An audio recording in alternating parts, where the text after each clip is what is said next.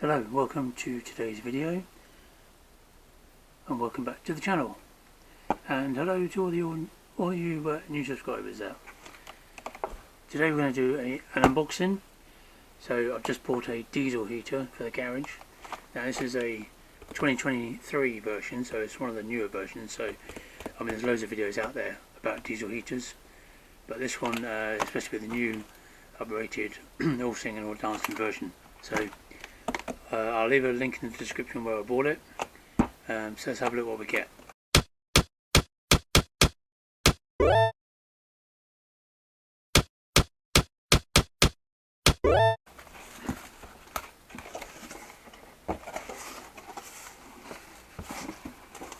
Now the one I bought is a separate one.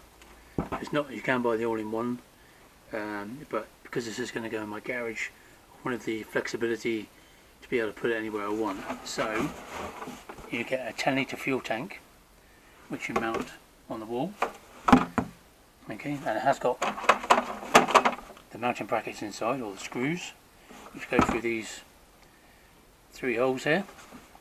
So I'll get rid of that. Next we have the mounting bracket.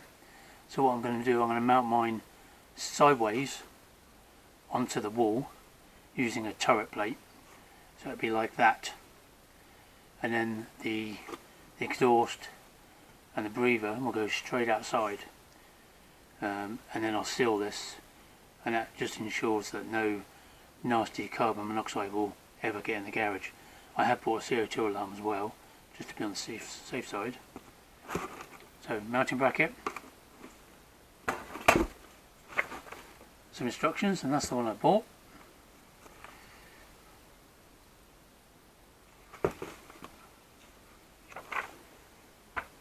I'm an engineer, we don't need instructions. And we have a box of goodies here. So let me get this out and I can move this big box. And then we have the heater itself. Remote control. And I think that must be the fuel pump, which is quite a nice looking one. It's quite heavy actually. So let me just get rid of this big box out of the way. Right, so let's have a look at the heater first. So as I say, it's got a remote control.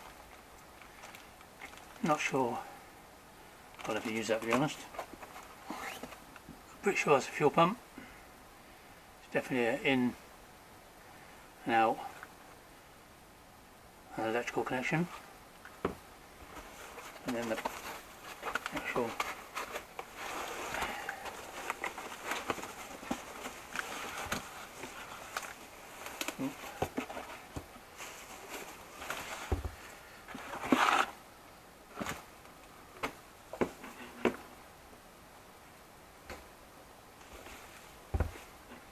so this is the new control panel,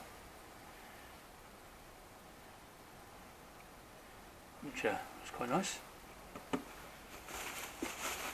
Right, so this is a 5 kilowatt heater.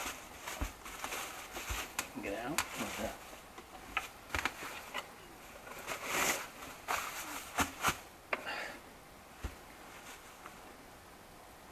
I'll just turn that around so you can see it. There you go. So it's 1 kilowatt to 5 kilowatt max, and you can adjust that in the settings. It's a lovely red colour. There's the electrical connection.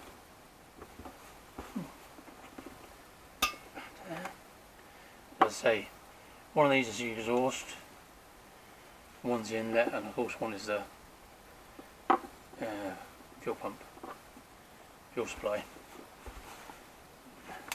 Now, it's a nice carbon effect, and it's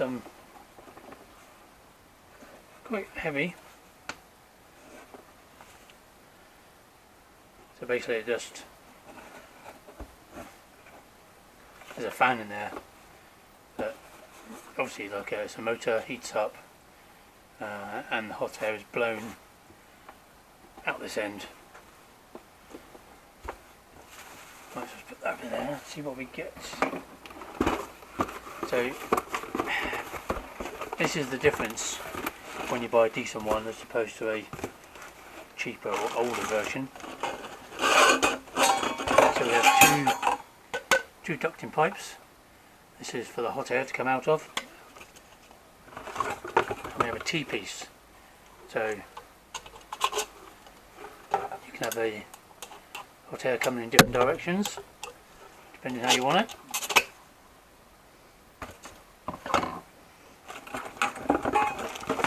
We even have some vents as well. Hopefully they won't melt. Exhaust pipe, as I say, goes on one of those outlets there. Not sure which one it is yet.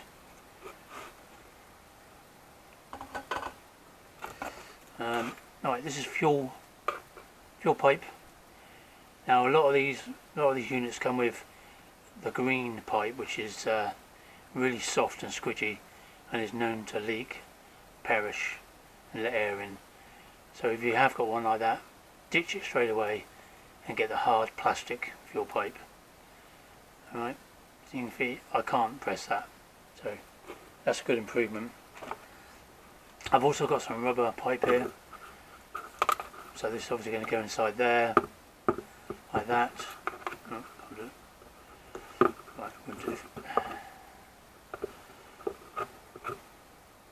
it goes like that, Jubilee clip, and that will go on the end of the heater and into the fuel pipe. And I think I've got somewhere in here, I think I've got a filter as well. Right, that's that. We've got an exhaust muffler. This is going to go on the outside, and there should be a hole in the bottom, so that lets the condensation out. So always install that downwards, so obviously the condensation can drip out. And you should always mount the exhaust on a slight downward slope, because obviously you don't want the condensation to come up, back up the pipe, the exhaust pipe. You always want it down so it filters out. And we've got the wiring harness. This obviously goes into the heater itself. It's all fused, and it goes into the controller. And obviously you need your 12 volts. Now,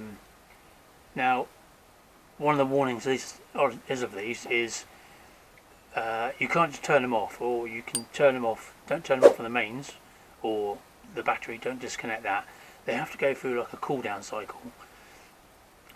So if you're running it on a low setting, before you turn it off, whack it up to a high setting, and then turn it off on the connector, on the controller rather. Turn it off on the controller, and then it goes through like a cool down period. Now, if you're running this off a 12 volt battery, or all the mains, and you suddenly get a power cut or the battery cuts out, you could damage the actual unit. Now, we've never had a power cut here since I've been here, so I bought a power supply which is 30 amps. Power supply which I'm going to connect this to. 30 amps does sound a lot, but on startup this unit can draw up to 10 amps, so you need a good decent power supply. So we've got the air intake that goes outside. I've got I've just measured because my garage is a timber frame garage, so I'm going to draw I'm going to drill a 125mm hole for the turret plate. That's going to go from the inside wall all the way outside. The thickness of my garage is 150mm thick because I've got insulation, plasterboard, etc. And then this will sit inside that turret pipe and go outside. And the same with the exhaust, but of the exhaust, because of the heat, because of the heat the exhaust generates, I'm going to wrap it in exhaust wrap, which I bought separately. I've got some tools. I've got some spanner, Yeah. Drill bit, very nice. Probably won't use it. This is a fuel pipe pickup if you want to use a different tank. You can use this, I believe. Not sure that's what I'll be using. We have some gloves if you ever want to be a snooker referee. And then we have a box of goodies. So, cable ties. They're going to be crap. Throw them away. We have a fuel filter. A lot of kits don't have a fuel filter. I'll see how I get on with this one. If not, I'll buy a better quality one. Rubber mount for the fuel pump. These are, you can see that, clips for the fuel pipe. Now, they're probably not going to be very good, to be honest. I've already bought some proper clips with nut and bolt to do up. You don't want the fuel leaking, so I'll probably throw them away. The nuts there for securing the mounting plate to the heater, and some screws for the fuel pump, I guess, don't really know. Another bracket for the pipe. This goes on the end of the air outlet outside, so you get nice fresh air coming in. More Jubilee clips. Again, I will be binning these and using some proper ones. Another pipe clip, and again some more Jubilee clips which I shall bin, and another bracket. So that is everything you get in the kit.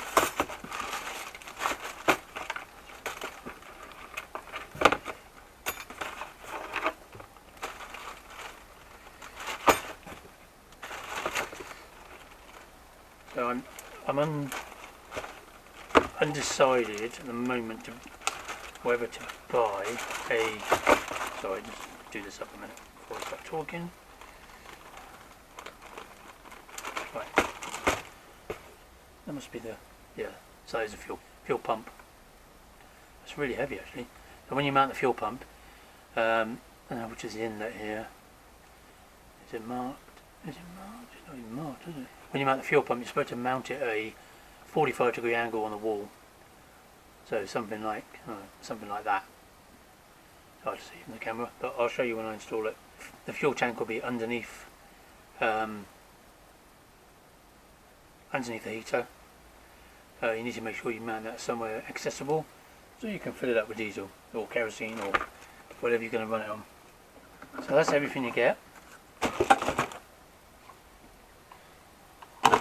I just need to decide where I'm going to mount it now, because a lot of my wall is taken up with shelving, toolboxes, etc. So I have got a tool shelf over there, kind of in the middle of the back wall. So I might take the upper part of the shelf down and mount the heater up there, and then it's kind of in the middle of the garage, and I can use these vents, one going that way, one going that way, like that, or like that, just like that. And then I get hot air circulating both sides of the garage then. Anyway, so that's the unboxing. I need to order the turret plate or a piece of metal, and I shall weld 125mm piece of metal on there, or buy a turret plate. Haven't decided yet.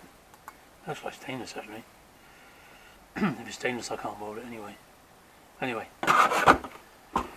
thanks for watching. Don't forget to comment, like and subscribe, and I'll see you on the next one when I get around to install this little baby. Bye for now.